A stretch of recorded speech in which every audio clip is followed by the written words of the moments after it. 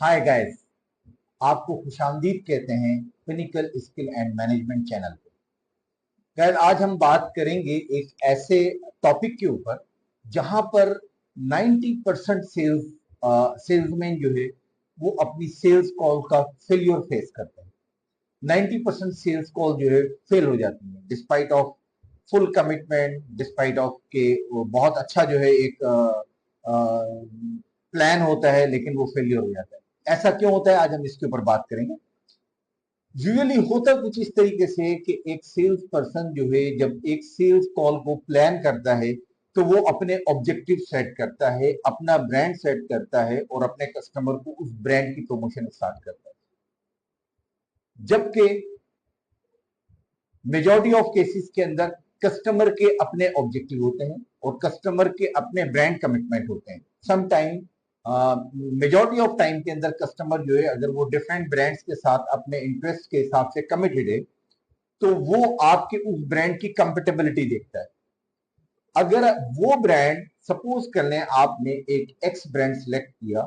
और कस्टमर वही x brand किसी और कंपनी का यूज कर रहा है और उसमें उसका कोई भी लेवल ऑफ कमिटमेंट है,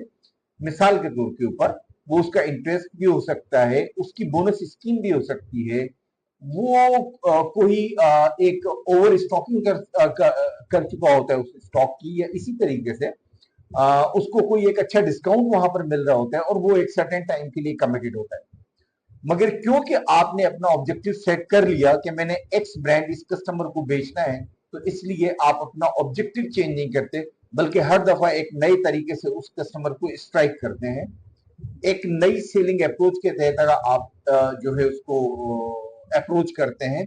आप उसके फीचर एंड बेनिफिट्स को जो है बहुत ज्यादा अपने कस्टमर से डिस्कस करते हैं, लेकिन उसके बावजूद भी सेल्स नहीं आते। और इस तरीके से उस पर्टिकुलर कस्टमर के ऊपर आप एक अच्छा टाइम लगाने के बावजूद भी जब सेल जनरेट करने में नाकाम हो जाते हैं, तो आप उस सूरत में उस कस्टमर से मायूस हो जाते हैं और नेगेटिव थॉट्स आपके जहन में आना शुरू होती है कि मैं इस कस्टमर को या तो डिलीट कर दूं या इसका कोई अल्टरनेट प्लान जो है कस्टमर का निकले। गाइस, ऐसा हुआ क्यों? ऐसा इसलिए हुआ कि आपने कस्टमर की नीड्स एंड वांट्स को जो है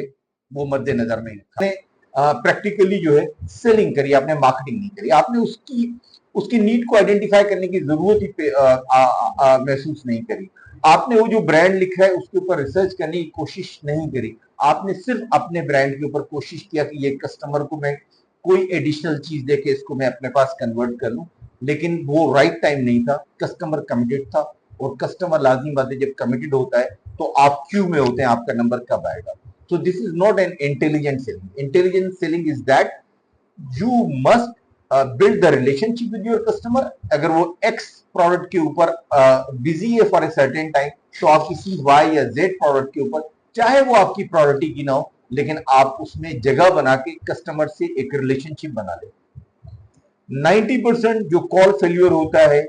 वो किसी भी सेल्समैन का, वो उसी वक्त होता है कि जब वो अपनी प्रोडक्ट को सेल करना चाहता है, बजाय इसके कि उस प्रोडक्ट को सेल करे जिसकी कस्टमर के पास नीड है और कस्टमर को वहां पर एक एक गैप है और उस गैप के अंदर वो आपको एकोमोडेट कर सकता है। तो कभी भी गाइस, अपनी प्रोडक्ट को सेल करने से पहले अगर आपको रेस्पॉन्स नहीं आता तो एक डीप जो है कस्टमर एनालिसिस ड्राइव करें based on the inquiry, even directly with the customer और इनडायरेक्टली अगर आप फार्मा में हैं तो थ्रू द केमिस्ट, कि ये सेल्स जो मैं अपने ब्रांड की करना चाह रहा हूँ ये क्यों नहीं हो पा रही। तो आपको एग्जैक्ट लाइन समझ में आ जाएगी कि कस्टमर अगर आपका इंगेज है for a certain time, so you can wait and you can discuss the customer कि ओके डॉक्टर साहब, अगर आप इस प्रोडक्ट के अंदर जो है इंगेज हैं